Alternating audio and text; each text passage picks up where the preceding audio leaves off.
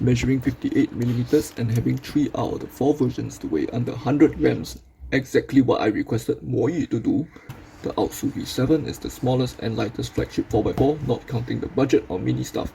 Overall, the small size, huge outer layers and lightweight provide the best possible outer layer experience you can currently get out of a 4x4. The speed of the cube is very modifiable.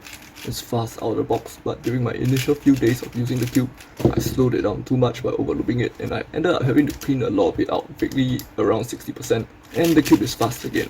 Overall, this whole experience is more of my fault than the cube's fault, but it does reflect an adaptability to a wide range of turning styles. Corner cuts are just under 45 for forward cuts and slightly over 1 full QB reverse, which is the best I've seen among 4x4s. This is largely due to the Aosu V7 retaining its stability over a larger range of tensions compared to other 4x4s. I've tensioned it looser than my other 4x4s and even did a magnet weakening mod, but it still feels as solid as a rock. This cube has moderate smoothness. It's a bit smoother than something like a Qi M Pro, which is crunchy by default, but it's crunchier than a Meilong, which feels like two flat faces sliding over each other.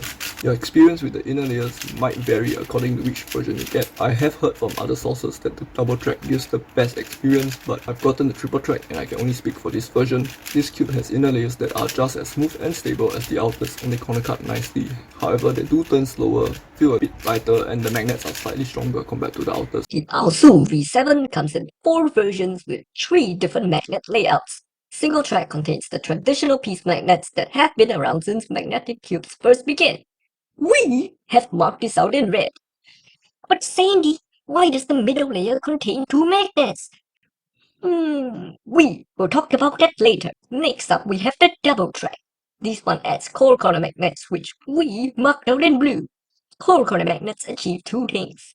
Extra stability since the corner is pulled towards a position defined by the core, not a neighboring piece. The second is wide angle alignment since the actual pairs of attracting magnets are closer to the center of rotation, which means the same absolute distance gives you a larger rotational distance. Finally, we have the triple track.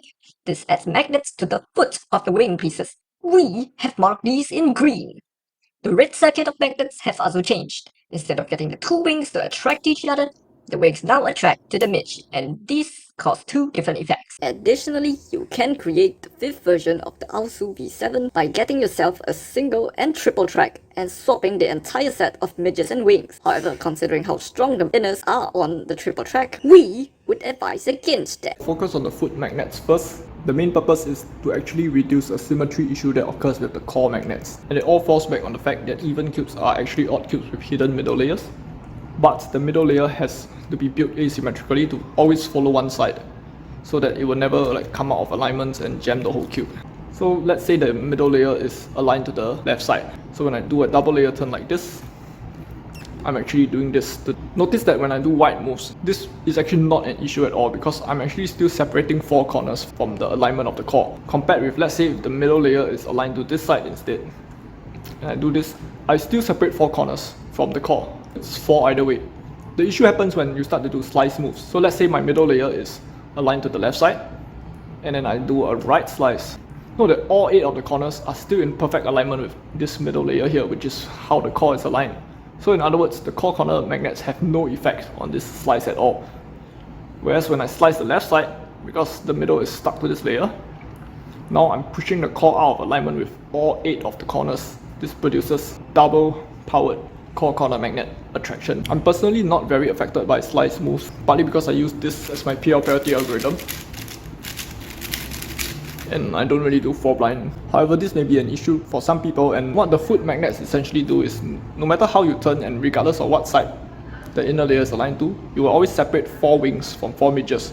So it helps to add a sense of counterbalance, and it's also a form of wide angle alignment to make up for the lack of, or the overpoweredness of the core corner magnets, since you at least have one more factor that is the same regardless of the side, as opposed to 8 on one and 0 on the other. Here you got 4 on either side.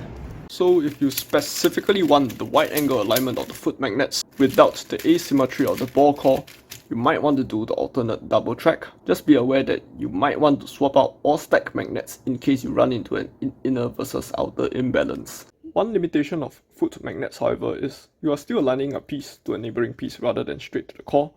However, given that you are actually trying to align a wing to a midge and the mobility of the midge is relatively limited, I would say this is not too big of a deal, but might still be possible to flex the midge. Like out of a straight alignment, your wing will not be aligned to the most accurate position either. This is just a minor issue, however, but it still caused me to rank core magnets higher than foot magnets in my tier list that I made quite a while ago. And now we get to the alternate arrangement of the piece magnets.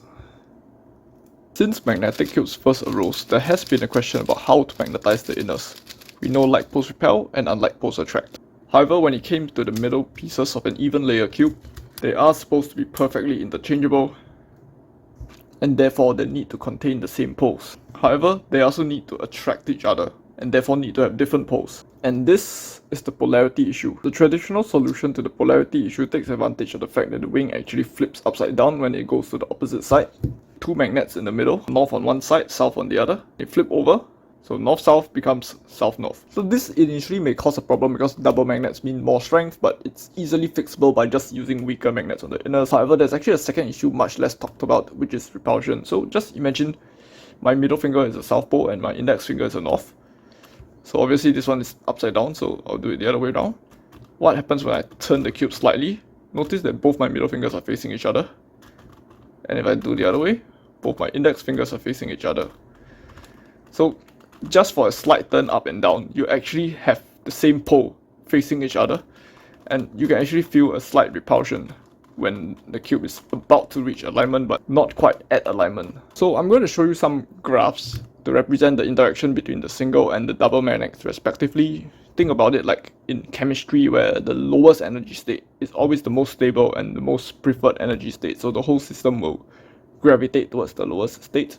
So the triple track Aosu V7 basically takes an alternative solution to the polarity issue, where instead of getting the wings to attract each other, the wings now attract directly to the midge, just like a 5x5. A 5x5 midge has a head, but of course the 4x4 midge has its head chopped off because it's an internal piece. So of course Moi has to get creative with their solution where to put it, and the result does not disappoint. The Aosu V7 triple track actually has a direct attraction without too little repulsions above and below. So this is how smooth the attraction of the V7 feels in comparison to the WRM. You can only feel this when you turn really slowly. Of course, if you're spamming OL parity at top speed, you probably won't feel the slight repulsions. But of course, this one just feels a little bit nicer and cleaner. The problem specifically with the triple track is that the inner magnets, when you consider both the red and the green circuits together, they add up to something that's stronger than the outer magnets. As a convenient coincidence, one of the inner magnets, specifically the one from the red circuit, is reported not to be glued into the cube, but it's just held down by friction. So for normal people, this would be a discouragement against disassembling the wings in case you lose that particular magnet.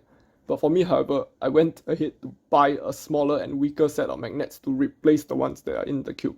And I ended up with slightly nicer inners that feel a lot lighter and less stuck to the insides.